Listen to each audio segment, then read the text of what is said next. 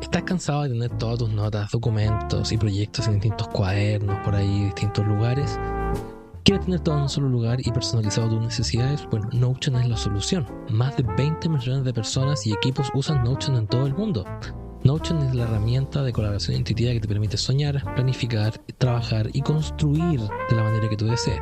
Puedes, por ejemplo, planificar un podcast usando Notion y es la manera más simple de dar forma a tus ideas, procesos y herramientas para avanzar. Con Notion tendrás todo lo que necesitas en un solo lugar. Escribir, planificar y mantener todo organizado nunca fue tan fácil. ¿Quieres empezar a usar Notion hoy mismo? Regístrate y comienza a usar Notion de forma gratuita en Notion.com. Descubre cómo Notion puede ayudarte a avanzar hoy mismo. Apóyanos usando el link en la descripción. Pero también recuerda que Notion es gratis para uso personal para siempre. No esperes más. Empieza a usar Notion hoy. Es tu oportunidad.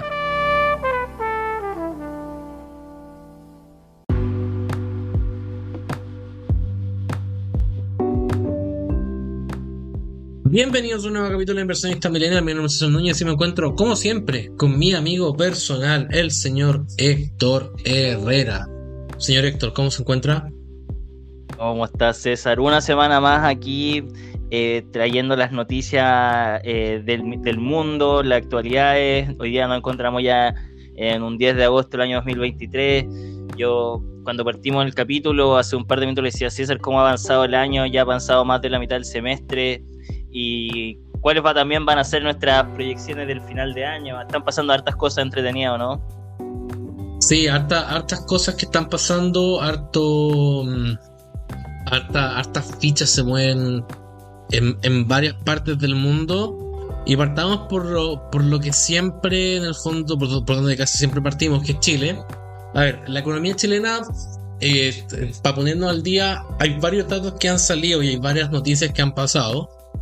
Pero partamos primero por el IMASEC. IMASEC es que siempre se publica el primer día del mes. Entonces partimos siempre por ese. Fue el que no alcanzamos a cubrir no, creo que el IMASEC lo cubrimos. ¿Cómo? ¿El IMASEC lo alcanzamos a cubrir o no? Sí, alcanzamos justo a cubrir IMASEC. Pero bueno, partamos por IMASEC y después nos pasamos a la inflación. El IMASEC, recuerden que sale el primer día del mes que presentó una caída más baja de lo esperado, es decir, la economía se contrajo más de lo esperado, en línea con lo que el Banco Central está diciendo desde el punto de vista de que es necesario contraer el consumo y contraer la economía para poder controlar la inflación, pero llegó un punto en el que ya el Banco Central empezó a bajar las tasas para poder de cierta forma reactivar un poquito la economía. Oye, y con esto, César, dale. También, por ejemplo, recordar de que, no sé, venimos hace más de 8 meses con números negativos. Realmente ya acá estamos viendo una tendencia que va en baja, la verdad. Sí, en baja en términos de que hay gente que está proyectando que podría aumentar, es decir, podría haber un aumento de producción, pero al mismo tiempo yo igual creo que va a seguir disminuyendo. Y algo que me gustaría recalcar acá es cómo la minería afecta esto. En definitiva, es de los puntos altos dentro de esto, sí. Mientras que el comercio, la industria son puntos menores, pero como el litio nuevamente, o llevemos la Codelco, llevemos la gran minería, sigue siendo un punto importante dentro de las conversaciones. Es decir, ¿qué va a pasar el día que no tengamos comercio, ni industria o servicio? Es decir, disculpen, el día que no nos falte eso y aparte no tengamos minería, nos va a quedar muy poco como para resaltar. Entonces es muy importante lo que vaya a pasar en los siguientes meses. Ya vamos a hablar de cómo han venido los proyectos por parte del gobierno y también cómo la derecha o todo ese bloque también ha venido diciendo, no sé si tú escuchaste, César, que han habido conversaciones, hubo una junta en Casa Piedra que decían que iban a volver a ser el nuevo gobierno y estuvieron tirándose un par de cosas así que también ayuda a pensar de que, y esperemos que toda la industria, el comercio vaya a subir, es decir, vaya a mejorarse. Yo creo que es importante también ver, y algo que me llamó mucho la atención fue los números del IMASEC cuando uno vuelve a datos del COVID y se crecieron a tasas de, no sé, un 20%, un 10%, y hoy día tengamos estas bajas que son llamativas. Me hace pensar de cómo también un efecto no es recurrente, afecta en la recesión de una economía, que también claro. Muchos economistas que estuve leyendo que decían que gran parte de las recesiones viene por un efecto que no está controlado por el sistema. Eso es eso. No, claro, viene la recesión del fondo. Yo creo acá que la labor del Banco Central en este caso, o sea, y para ir como diagnosticando al paciente un poquito, venimos de 3 retiros de fondos de pensiones que le inyectaron mucho dinero a la economía, más todos los programas de gobierno y de incentivo del gobierno para salvar gran parte o ayudar a gran parte de la gente durante la pandemia. Entonces eso derivó a que sí o sí los precios subieran y se nos dispararan.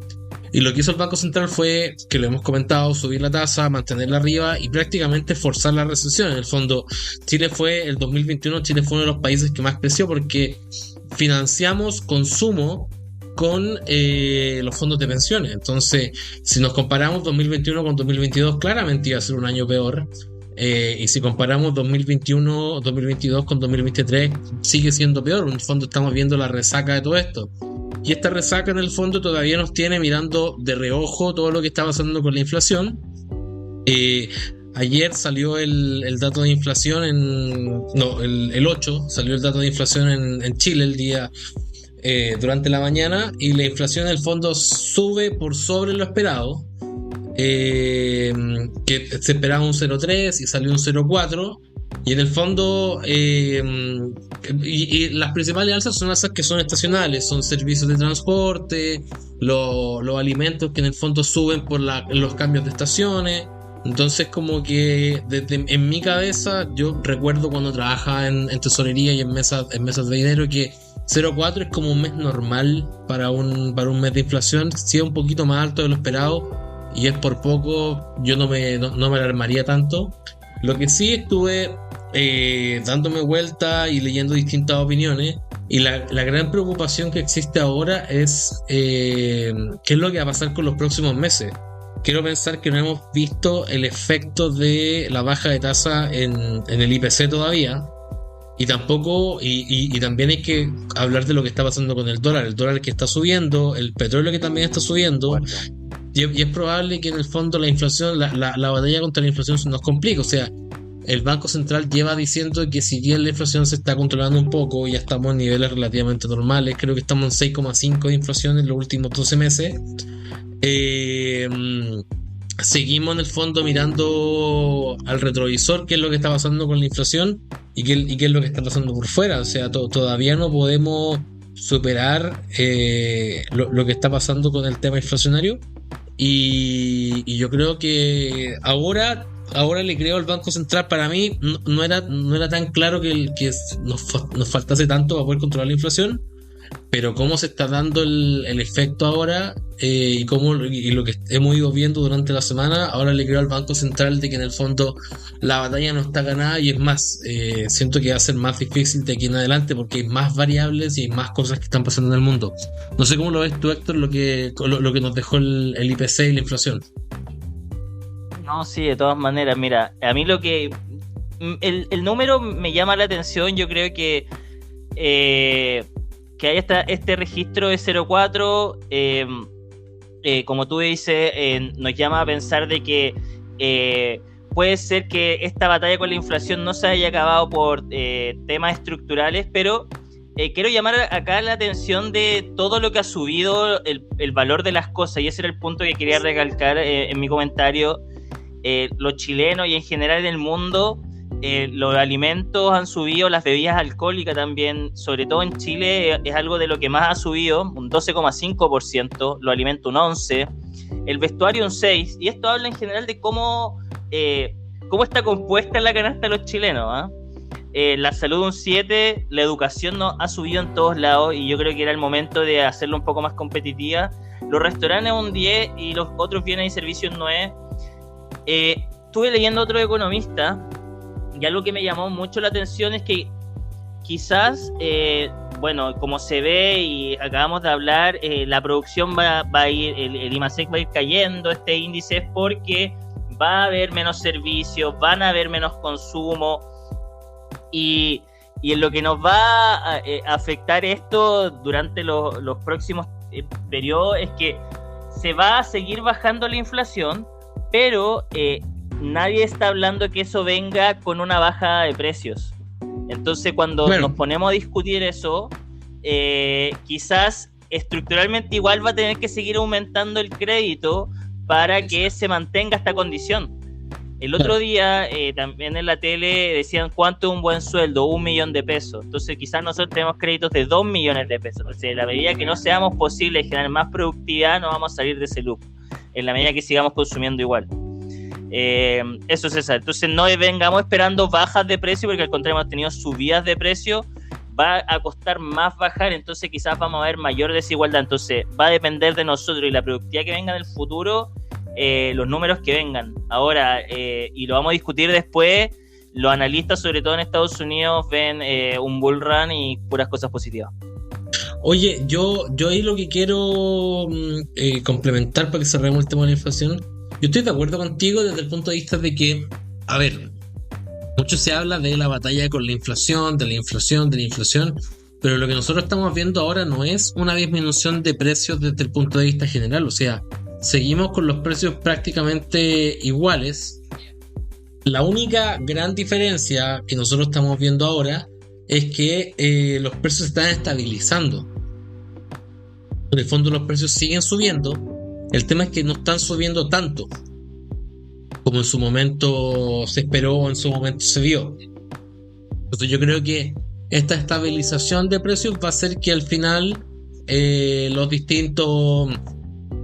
los sueldos se ajusten, las distintas cosas, pero yo no veo, tal como lo dices tú, no veo como siempre que habrá desarrollo, ¿cachai? Claro, pero al mismo tiempo a mí lo que me pasa es que yo no veo como deflación en el futuro próximo. No veo una baja sustancial de precios, no veo y no lo veo por lo siguiente. Siento que si uno se compara o la gente que ha tenido el privilegio de viajar e ir a otros países, hay países que son excesivamente caros. Por ejemplo, Londres es una ciudad cara, Nueva York es una ciudad cara, pero si tú recibes un sueldo acorde a la ciudad donde estás viviendo, no es tan cara. Entonces yo creo que Chile va a terminar convergiendo a eso, especialmente Santiago. Yo creo que la vida en Santiago y la vida en regiones completamente distintas, y yo creo que el Gran Santiago va a terminar recibiendo sueldos mayores porque la vida en Santiago se va a hacer más cara mientras seguimos avanzando mientras se estabilicen estos precios. Pero en el fondo yo creo que nos quedamos con un nivel de precio que es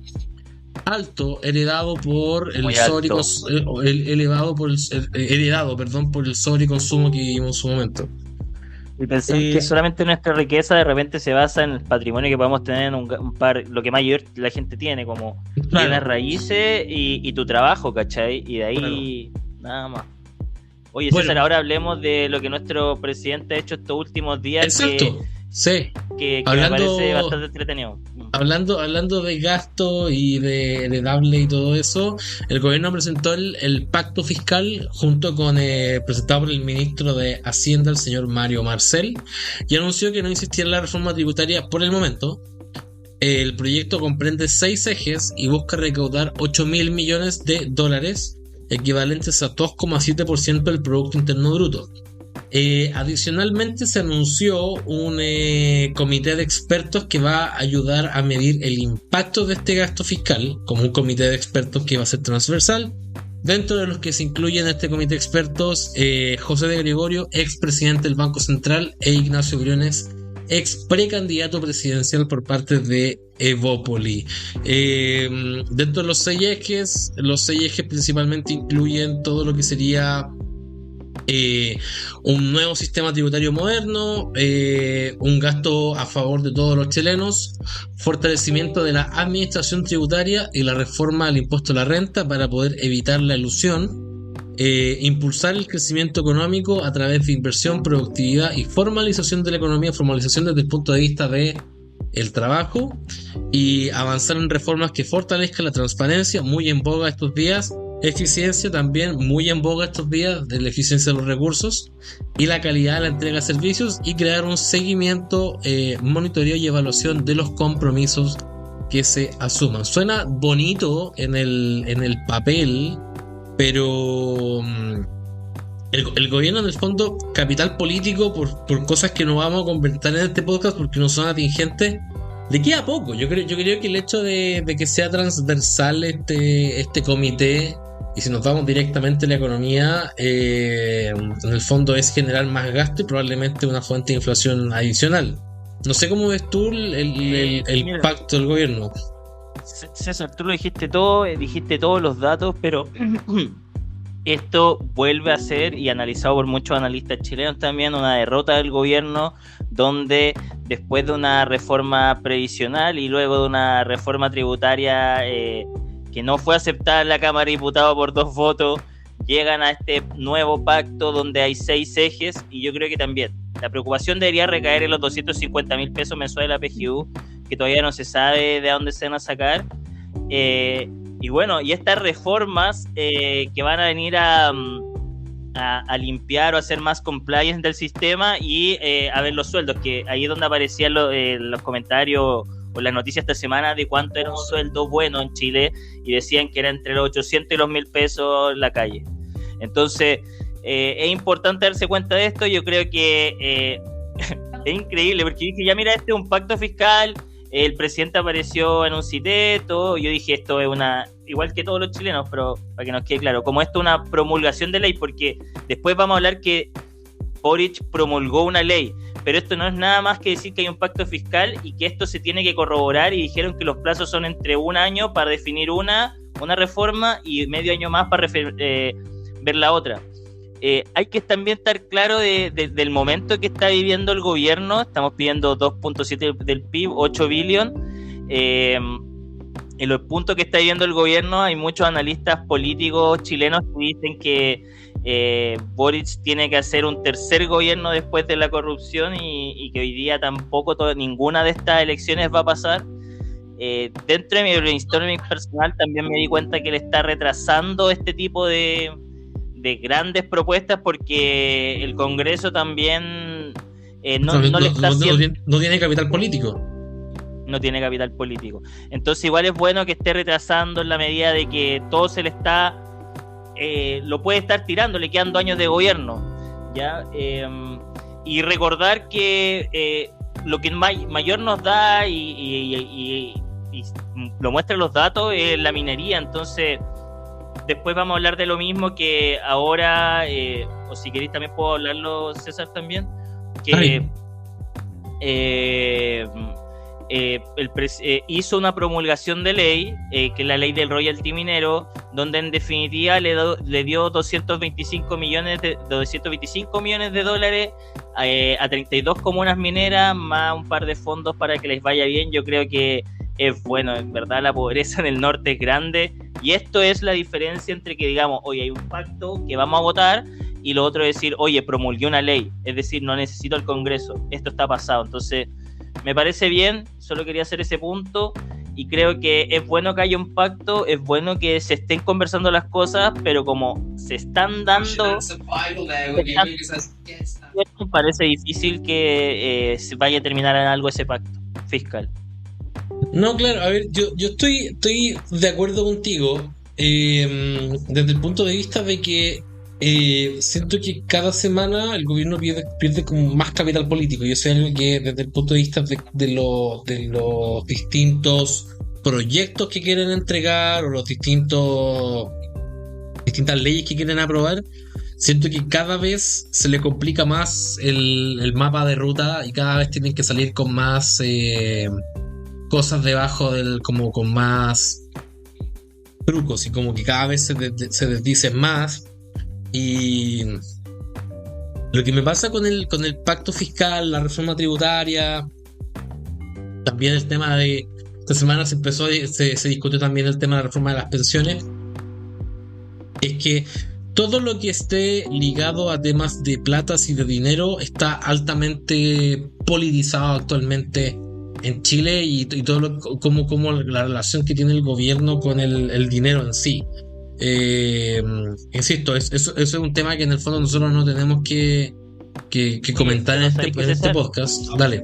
Solo con respecto a ese punto, era que, por ejemplo, a mí lo único que me molesta nomás de esta ley de royalty y todo, está bien que le demos a las comunas, pero también cae en gobiernos regionales, cae en comunidades que tú no sabís qué van a pasar con estos fondos, y pase lo que pase, o la historia de Latinoamérica nos dice que al final esa plata se termina perdiendo, claro. Y tenemos casos como el Polici, tenemos tipos de estos casos donde la plata, si es que no es llevada por un privado a algo, se termina siendo un gastadero de plata. Y lo último, también había analíticos políticos, bueno, más de derecha, que decían que al final quizás no era un problema de meterle más dinero a esta vaca, sino era ser más eficiente lo que hay políticamente. Es decir, sabemos que hay ineficiencias propias del sistema burocrático del Estado completo y de las empresas, claro, que lo constituyen. Pero entonces nosotros seguimos, se sigue contratando como personas del empleados públicos. Se habla de deficiencia, pero en el fondo no hay medidas que le quiten. En su momento, creo que fue el gobierno de Piñera 2. Piñera siempre decía que hay que sacarle la grasa al Estado. En el fondo, que hay que. Y eso es algo que siento que como que no. No es solo meterle plata, ¿cachai? Claro, no es solo meterle plata. O sea, si tú lo piensas, si llevamos el gobierno o cualquier Estado a una empresa normal. Si la empresa normal en el fondo quiebra, cagó, o sea, no hay otra vuelta, pero en el fondo el Estado es la única entidad que llama la atención, porque puede, estoy hablando no solamente del gobierno en particular, estoy hablando como del Estado en general, como en el mundo. Puede mal administrar fondos públicos, puede haber corrupción, y aún así, en el fondo hay reformas tributarias que terminamos pagando nosotros más impuestos para poder financiar en el fondo todos esos errores que se dieron en el pasado. Entonces, no sé, como que me da la impresión de que es un círculo vicioso y que no le veo mucha salida tan fácil y tan rápida.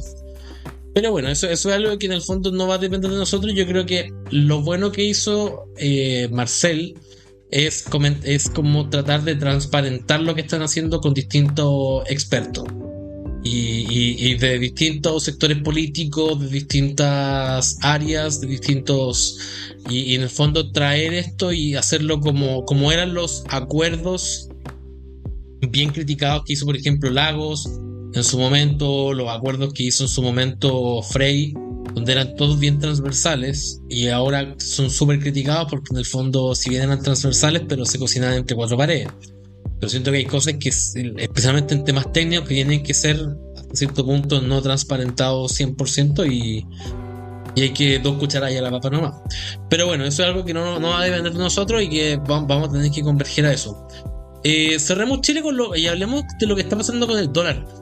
Llama bastante la atención. Uno pensaría que cuando las tasas del Banco Central bajaron, el dólar también debería empezar a bajar. Uno habla de en el fondo reactivación económica, nos encontramos mejor como país, estamos tratando de poder volver a la senda del crecimiento, pero en el fondo hemos visto el dólar incluso rozar los 860 pesos. Y he visto, especialmente, yo soy muy de Twitter, X, como quieras llamarle ahora, y una de las cosas que más se pregunta es qué es lo que pasa con el dólar. Y lo que pasa con el dólar son un par de cosas.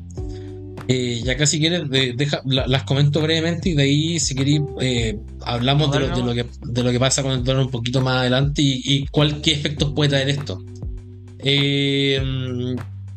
Tengo entendido que generalmente cuando el dólar sube, el dólar tiene varios factores que hacen que el dólar suba. Uno de los factores importantes es el diferencial de tasa entre Estados Unidos y Chile.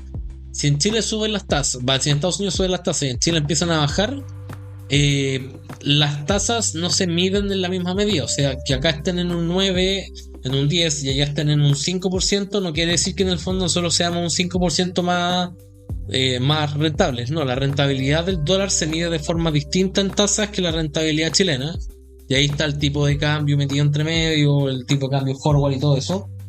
Pero si Estados Unidos tiene pensado subir la tasa y nosotros empezamos a bajarla, es más atractivo para mí y más seguro para mí dejar mi plata afuera que dejar mi plata adentro. Dado que saco mi plata, en el fondo se produce una contracción de la demanda, si lo vemos desde el punto de vista del peso, y en el fondo lo que hace es que el dólar sube. Otro factor que tampoco está ayudando al dólar es que China todavía no se recupera, todavía no hay tanta demanda por cobre. 100%, y por lo tanto el precio del cobre nos está ayudando, que es uno de los factores que también ayuda al tema del dólar en China, va en Chile. Y yo creo que en el fondo, y muchos hablan de que, oye, ¿por qué el Banco Central no está interviniendo? Hasta donde tengo entendido y lo que leí el otro día de Jorge Zelaibe, no hay problemas de liquidez, es decir, no hay un tema de estabilidad de precios o algo que comprometa al dólar. Por lo tanto, dado que no hay forma no está dentro de los parámetros del Banco Central intervenir cuando el dólar, la estabilidad del dólar no está comprometida, no hay intervención todavía del Banco Central, y dudo que haya intervención por lo menos hasta que el dólar siga subiendo. Tengo la impresión de que durante el último día se ha ido estabilizando un poquito, pero no me comprometería a hacer algo a saber qué pasa con el dólar. Siempre es un misterio lo que pasa con el dólar. El principal efecto de esto sería, uno, el precio de los combustibles, y otro, el precio del petróleo que se importa, y el precio de todos los bienes que se importan, que podrían pegarnos la inflación. De ahí, por eso yo comentábamos anteriormente que el control de la inflación podría complicarse un poco más adelante. No sé cómo es tú lo que está pasando con el dólar, Héctor. No sé si me faltó algo, probablemente no. No, pero por ejemplo, lo único que quería recalcar es que había venido subiendo harto, y no sé si te diste cuenta hoy día, pero el dólar cayó 15 pesos hoy día. 15 pesos, sí. Cayó 15 pesos, de la 8.60 la barrera a la 8.40, y todo se debió en general que Rosana Acosta dijo que la baja tasa iba a venir siendo menos pronunciada. Yes. Y Estados Unidos estaba mostrando también buenos datos de inflación, que es lo que vamos a hablar más rato. Exactamente. Me parece, es decir, el dólar prácticamente nos afecta en todo, porque también vamos comprando cosas más caras, y eso hace que también nos afecte la inflación y de varias maneras. Pero hay que también tratar de entender cómo otras cosas le afectan al dólar, como tú dijiste, César. Una es la tasa de interés, que por ejemplo, si nosotros decimos que sube la tasa del dólar, sube la tasa interbancaria chilena, o la tasa de política monetaria en Chile, el dólar debería tender a bajar. ¿Por qué? Porque van a llegar más dólares. Si sube afuera, debería tender a subir nuestro dólar. ¿Por qué? Porque más dólares se van a ir. Entonces, también tratar de entender de que si aumenta el petróleo, en definitiva estamos pagando más dólares por petróleo, y eso va a hacer que más dólares se vayan a ir y que el dólar vaya a subir. El tema del cobre, en la medida que nos pasen mayor cobre a nosotros, esté más caro, nos van a entrar más, y eso va a hacer que el dólar baje. Entonces, cosas como esas son las que se preocupan los traders todos los días de evaluar y mostrar el largo plazo. Yo creo que igual la tendencia y cómo se vayan dando las cosas, hoy día está súper interesante la guerra y todo, es que el dólar se nos siga subiendo, y lo único que veo acá con extrañeza es que sigo pensando que ahora este piso es muy bajo para todo, o muy alto para todo lo que puede venir en adelante. No, claro, yo estoy muy en línea con lo que estás viendo tú. Insisto, yo creo que el tema del dólar no va a ser tan simple desde el punto de, el manejo no va a ser tan simple desde el punto de vista de cómo va el Banco Central manejar esto. Pero bueno, es parte de su rol. El Banco Central siempre ha sido muy data dependiente, entonces probablemente los datos que han salido en los últimos días y en las últimas horas incluso también en el fondo están siendo considerados y van a afectar lo que está pasando. Así que eso, interesante lo que está pasando. Ojo con lo que va a pasar con el dólar. El dólar es de los activos más difíciles de poder como predecir qué es lo que va a pasar. Hay muchos factores que mueven al dólar.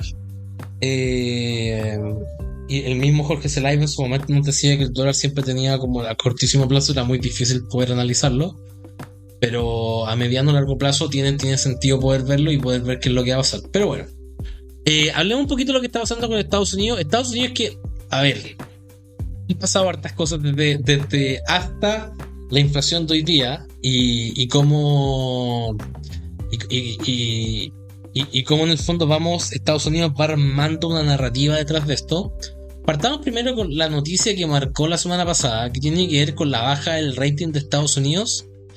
Fitch, que es una de las clasificadoras de riesgo más grandes del mundo, le bajó la nota crediticia a Estados Unidos, dando a entender que existe un deterioro en la deuda en Estados Unidos. Deterioro desde el punto de vista de que Estados Unidos genera mucha deuda principalmente para poder financiar el Estado y el gobierno, y que hay erosión en los temas de gobernabilidad asociados a un eventual cumplimiento de los distintos pagos de Estados Unidos. La nota bajó de AAA, que es prácticamente el máximo que una entidad puede tener, a AA más, que en el fondo le baja como un escalón.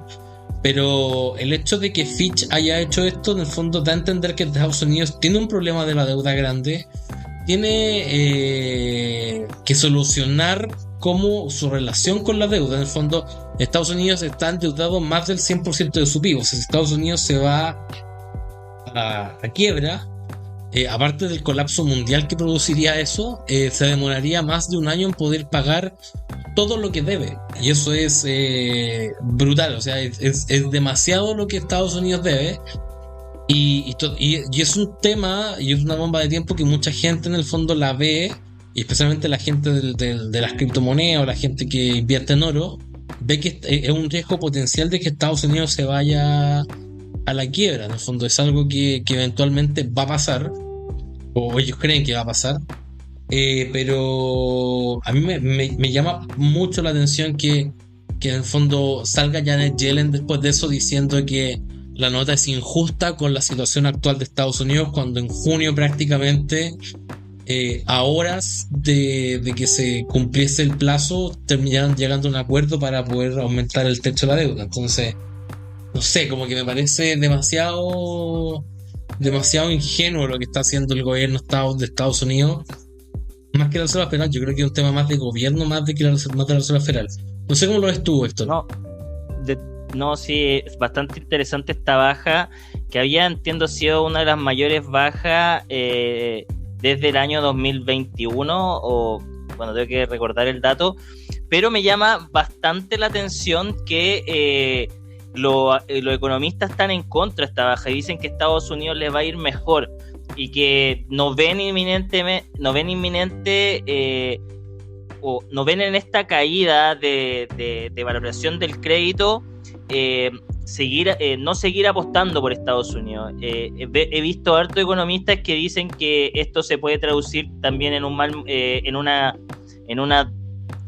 contraataque contra el gobierno que le había ido bien. Hay gente que dice eso. Hay otros que también apuestan, sí, que va a ser, por ejemplo, aparece el economista jefe de Bank of America diciendo de que no va a haber una recesión, pero sí va a haber un mild recession o algo como entre medio. Pero hoy día lo que se siente, por lo menos en Wall Street, es un sentimiento de que el mercado va a seguir bien, por lo menos. Como siempre lo comentamos con César, las grandes compañías ya recuperaron los valores que tenían anteriormente. Sí, hay gente que piensa, hoy día son menos, que podría caer el mercado estadounidense a precios menores y que después volveríamos en el halving, más o menos, como mezclando entre economía y criptomoneda.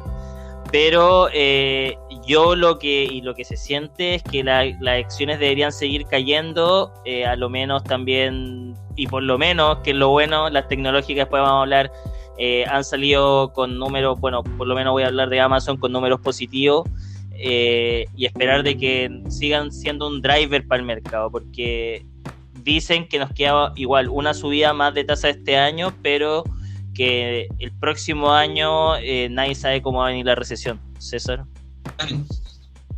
No, a ver, dentro de las cosas que llaman la atención para poder analizar lo que está pasando en Estados Unidos, lo que comentaba Héctor, de que, por ejemplo, Warren Buffett dice que está comprando, aprovechando como este pánico de la baja de notas de Fitch, y está comprando bonos y deuda porque entiende que hay un riesgo que es asimétrico, que está ahí, que se está considerando. Oye, César, sorry que te moleste, pero él está esperando también que las tasas sigan cayendo, por eso está comprando. Exacto, porque él estaría comprando barato. Entonces, solo eso. Pero al mismo tiempo tienes como al billonario Bill Ackman, que también es muy conocido por como su performance de mercado, que está haciendo lo contrario. Entonces como que me da la impresión de que, bueno, en todo ámbito de cosas siempre hay un tira y afloja en este tipo de noticias. Y lo que me llama más la atención de todo esto es cómo en el fondo hemos ido avanzando en esta transparencia de poder entender qué es lo que está sucediendo en el mercado y cómo las distintas partes dentro del mercado están tomando posiciones de forma distinta y al mismo tiempo están dando a entender que existen ciertas posiciones o existen ciertas personas que ante un mismo dato ven cosas distintas. Lo que me llama mucho la atención junto con eso, Dale. y quiero remarcarlo también, tú comentabas el tema de la recesión como soft recession o como la recesión tranqui o lo que se viene más adelante. Hay incluso, y está acá en la pauta, bancos de inversión como JP Morgan o Goldman Sachs que dicen que si bien incluso la Reserva Federal dio a entender que ya no hay como una posible recesión más adelante, pero sí ve que con los datos que están ahora, pero sí ve que los riesgos de una recesión son bastante amplios. O sea, existe una opción de que exista una recesión, pero porque las fuentes de riesgo son todavía muy latentes, pero ellos no ven una recesión con la data que está ahora. En el fondo, es muy parecido a lo que hace el Banco Central acá. Si los datos tienden a cambiar, yo como Banco Central soy data dependiente y por lo tanto me voy a mover con lo que me dicen la data, y no me va a molestar cambiar mi pensamiento o cambiar mi discurso, pero me llama la atención que en el fondo ya en 3 semanas ya no se habla de una recesión en Estados Unidos, una recesión muy baja, cuando ya en el fondo el discurso cambió radicalmente. Eso quiero hablar. Y esto también va en línea con lo que las distintas empresas han ido presentando gran parte de ellas mejores resultados de lo esperado, recuperaciones. Entonces estamos viendo cómo en algún momento era muy difícil entender lo que pasaba en Estados Unidos, incluso para la Reserva Federal, y ahora como que siento que es cada vez más claro y es más fácil poder entender lo que está pasando ahí. No sé cómo lo ves tú y de ahí pasamos. Dale. No, solo lo que quiero decir es que me da lata o rabia que hoy día el crecimiento de una empresa también vaya de la mano con disminuir los costos en el personal, ¿cachai? Como el AI, como sacar gente. Entonces, que el crecimiento vaya de la mano con el despido, sobre todo en empresas tecnológicas, que es lo que más nos va a dar en los siguientes años. No sé cómo eso se va a traducir en la cantidad de talentos, cómo se va a mover el mercado en Estados Unidos. Yo siento que es perfecto porque siempre son capaces de cumplir con su demanda, pero al final lo que hace la subida de tasa, ¿no? Leyendo para esto aprende demasiado, lo que hace es que vas matando los negocios más chicos, entonces al final haces que el negocio dependa de los más grandes. Y cuando le toque a los más grandes, que cuando sean los bancos, yo creo que cuando va a partir el blockchain y todo, porque ahí van a tener que sacar el sistema SWIFT y todo, porque es muy caro y para hacerlo para todo. Pero Estados Unidos sigue siendo un problema. Yo hoy día me volví a meter a ver la curva de Estados Unidos y sigue estando invertida, sigue diciendo que hay una recesión. Quizás hoy día una recesión es completamente diferente a todas, porque también ya salimos del acto recesivo, que se supone que es que fue el COVID. Entonces, ¿qué sería ahora? ¿Que no funcionen las cosas como estamos esperando? ¿Como que no haya crecimiento? ¿O es porque algo más vendría? No, claro, yo estoy... Siempre pasan cosas como los ovnis y puta, de todo, pero si no, ¿qué más, cachai? Claro. Esa es la vida. No, siempre pasa un montón de cosas siempre. Y cuesta entender en el fondo qué es lo que se viene más adelante desde el punto de vista de que como te digo, los datos pueden cambiar de un momento a otro, y eso es algo que que a todos en el fondo nos afecta un poquito desde el punto de vista de que hay que hacerle seguimiento a muchas variables para poder darse cuenta de qué es lo que está pasando. Hablando de variables y ver lo que está pasando, hablemos un poquito de brevemente de lo que pasa con la entrega de resultados corporativos. Tanto si agarramos como las empresas más grandes, ya todas presentaron resultados para el segundo trimestre. ¿Los resultados qué te parecieron? A mí en general me sorprendió principalmente cómo ha existido cierto tipo de resiliencia, especialmente en las empresas que dependen más de todo lo que tiene que ver con marketing. Porque, por ejemplo, Apple no depende tanto del marketing y los resultados de Apple principalmente se deben a servicios, pero, por ejemplo, Google, tanto Microsoft como YouTube, que es parte de Google, sigue presentando resultados bastante sólidos, pese a que en el fondo el advertising en YouTube uno tendría que pensar que en tiempos más apretados, en tiempos de recesión, no necesariamente es tan prominente, pero Google sigue ganando plata por eso.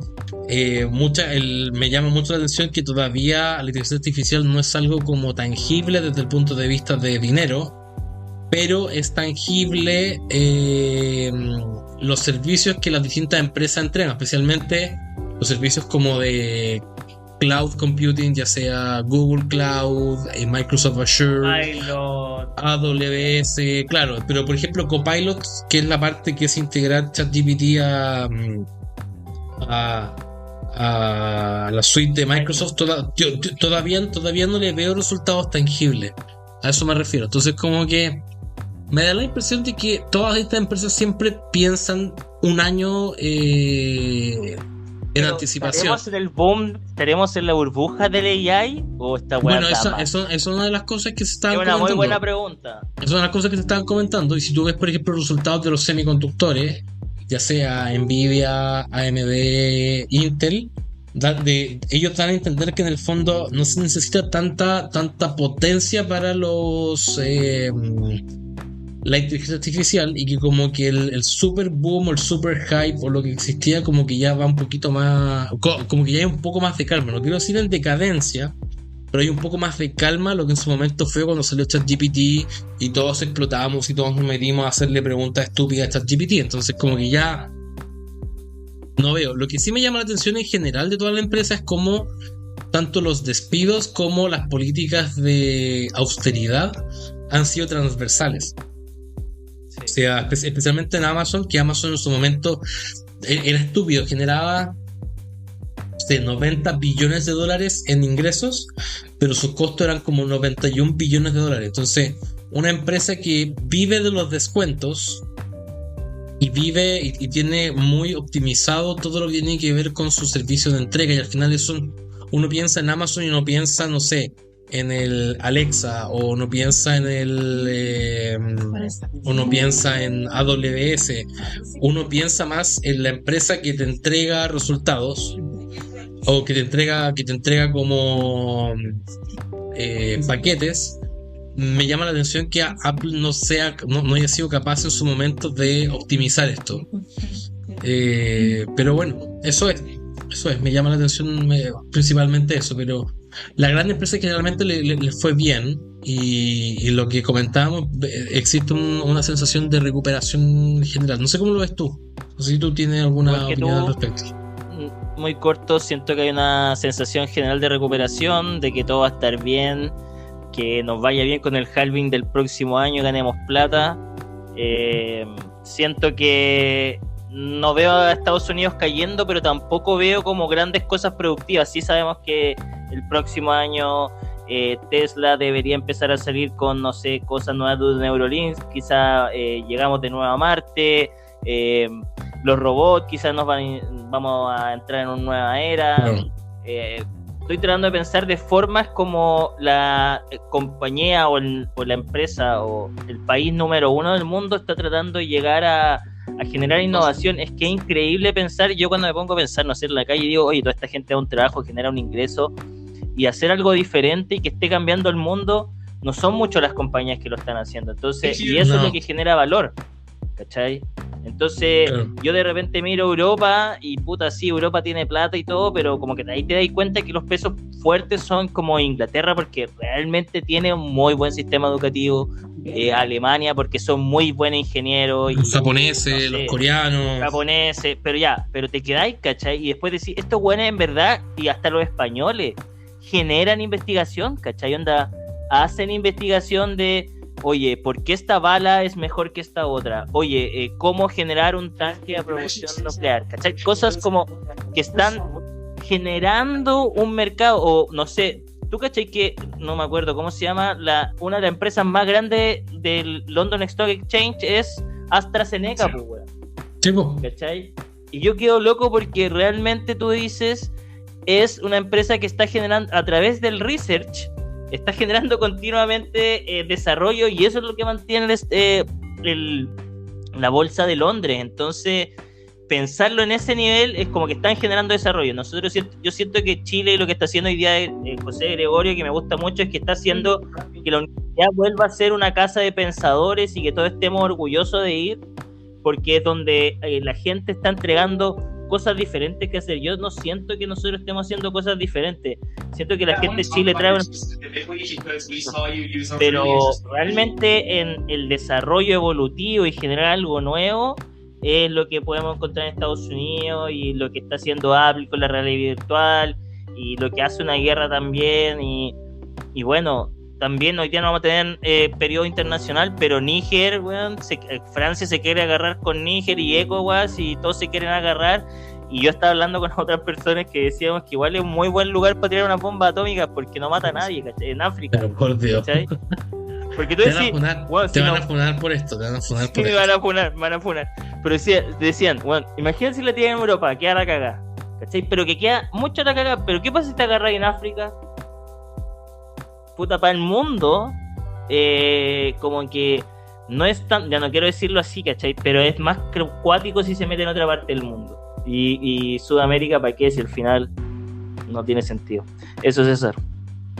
Eso, oye, hablemos un poquito de la noticia de hoy día y cerramos todo lo que tiene que ver con Estados Unidos. Hablemos de lo que pasó con la inflación que hoy día sale en Estados Unidos menor de lo esperado.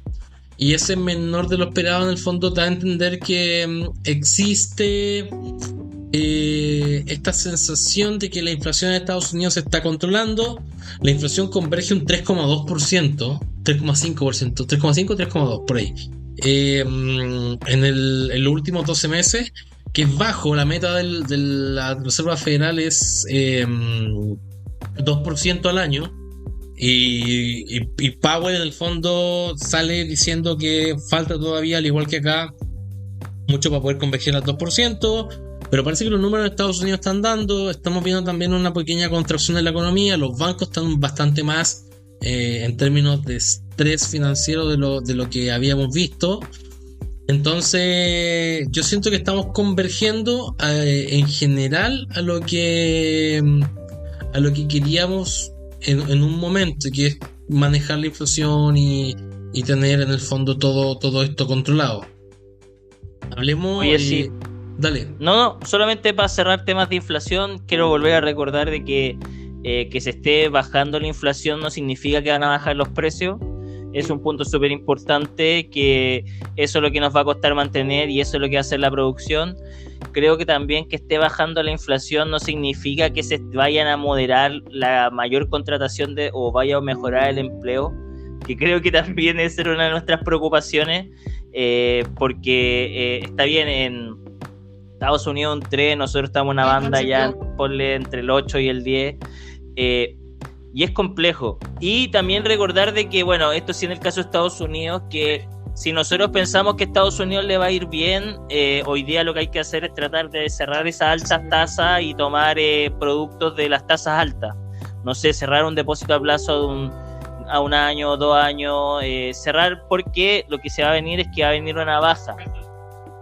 Y eso de nuevo es lo que está tratando de decir ante Warren Buffett. Está tratando de comprar bonos porque está tratando de decir que hoy día las tasas deberían seguir bajando. Entonces traten de asegurar tasas altas, si es que nosotros creemos que hoy día están altas, va a venir, va a mejorar el empleo, va a venir paulatinamente, y recordar que la inflación no significa una caída de precios en general de los supermercados ni nada de eso. Entonces, sí, así es. Eso, entonces cerramos Estados Unidos y hablemos un poquito de lo que está pasando con el cripto mundo metaverso, donde, a ver, yo creo que todo gira alrededor de lo que está pasando en términos regulatorios. Tenemos en el gran ambiente de las cosas, tenemos a la SEC o la Comisión para el Mercado Financiero en Estados Unidos demandando a Coinbase, demandando a Binance, haciendo la vista gorda a todo lo que pasó en su momento con FTX. Pero al mismo tiempo tenemos un Binance que en su momento entró súper cuestionado, pero actualmente Binance durante las últimas 2 semanas empezó a abrir operaciones en Japón, que uno entendería que es un país relativamente serio. También empezó a operar en El Salvador, un país que tiene Bitcoin como... Una cosita con respecto a Japón que me llamó la atención, es que ellos entraron a Japón a través de adquisiciones, ¿cachai? Porque en Japón hay que solo decir que el mercado está desarrollado, y como que imagínate que Sam Bankman-Fried hizo su fortuna a través de tradear como Bitcoin con Japón. Entonces lo que hacen ellos, su estrategia fue adquirir una compañía grande que era como Tokyo, Sakura, no sé cuánto, y que la compraron para entrar en Japón. Entonces en definitiva es que están entrando con todo, y su forma de entrar es a través de adquisición. Solo eso. No, bien, pero lo que... o sea, no, muy de acuerdo. Yo también tenía entendido que en su momento mucha gente hacía arbitrajes de Bitcoin cuando no estaban estos grandes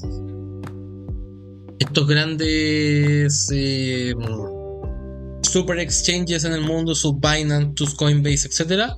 Ya no existía todo lo que en el fondo tenía que ver con... o sea, era mucho más ilíquido el mercado. Dado que el mercado era mucho más ilíquido porque había menos participantes, no existía.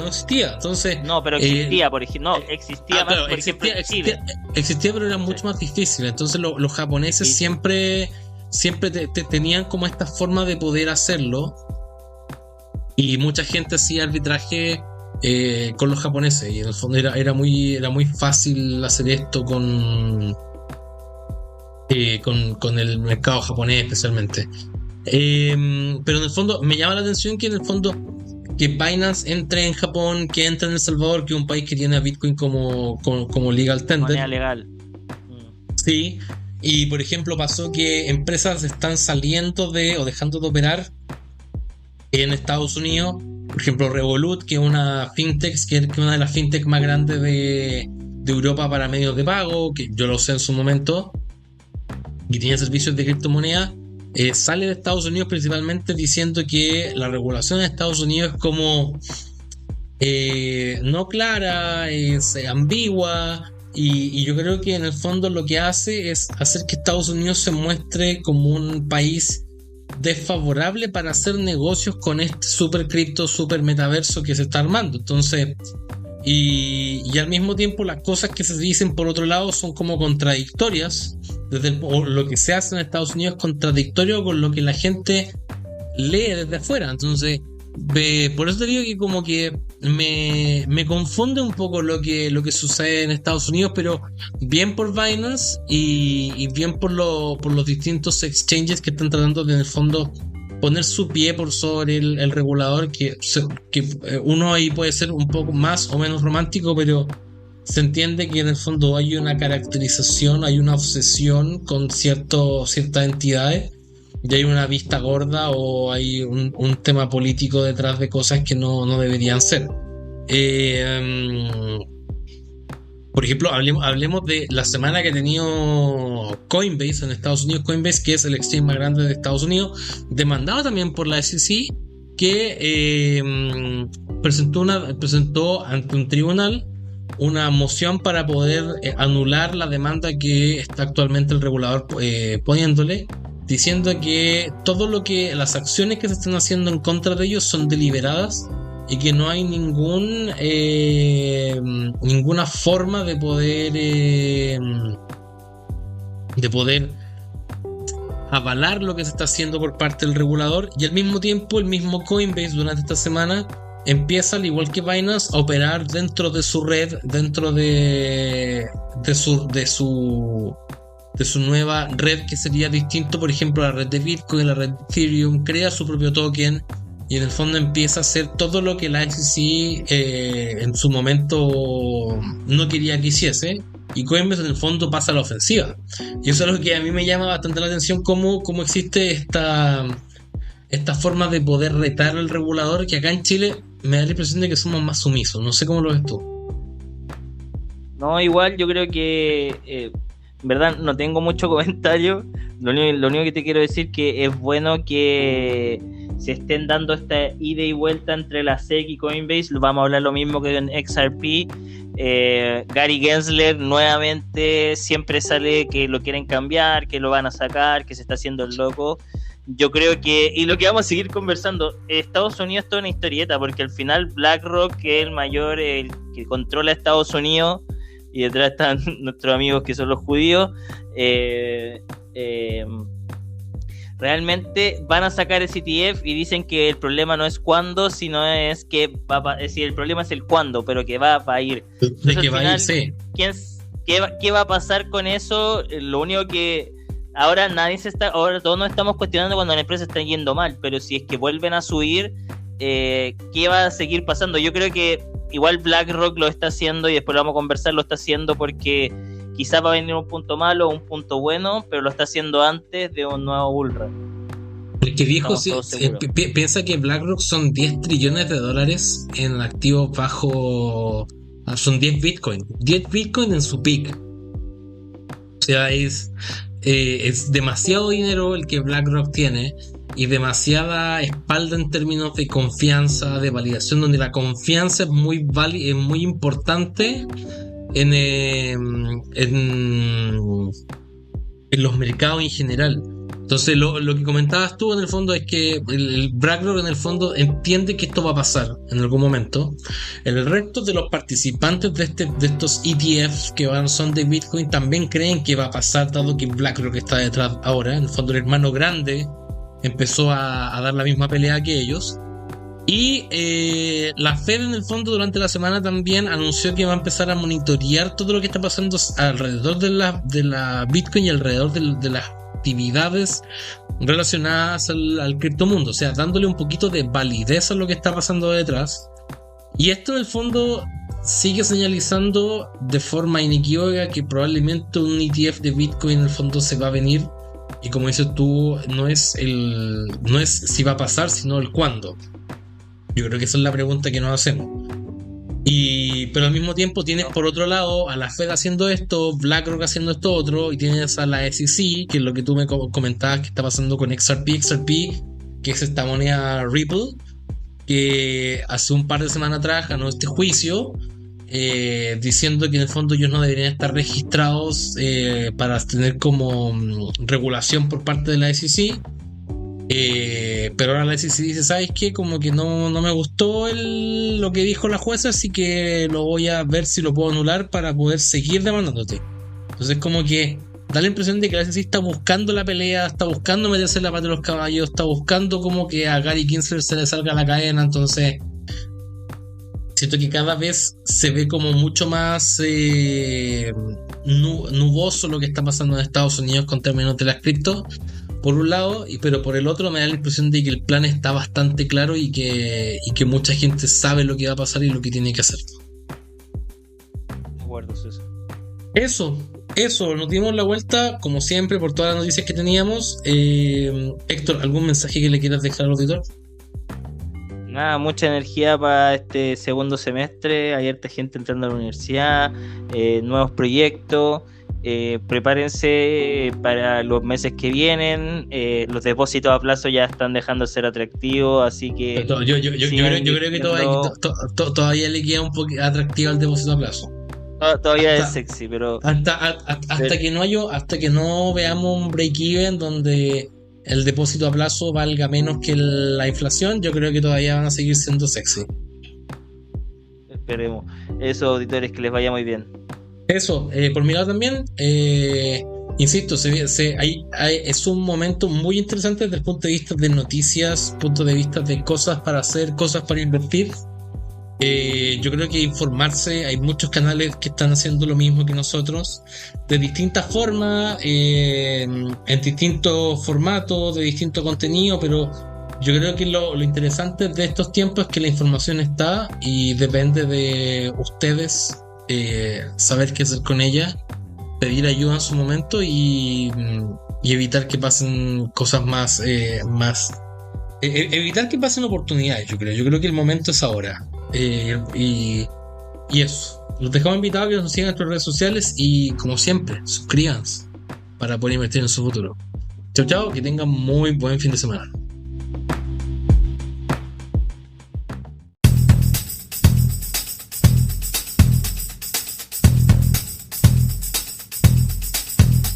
Las opiniones realizadas en este programa no deben ser interpretadas como recomendaciones o asesorías financieras. Estas solamente tienen propósitos educativos. Si quieres estar al tanto de nuevos capítulos, síguenos en Instagram como @inversionistamillennial. ¿Quieres enviarnos alguna consulta? ¿Te gustaría estar invitado a algún capítulo y hablar respecto a ciertos temas? Escríbenos al mail inversionistamillennial@gmail.com y búscanos como Inversionista Millennial en tu plataforma de podcast favorita y suscríbete para más contenido asociado al mercado e inversiones.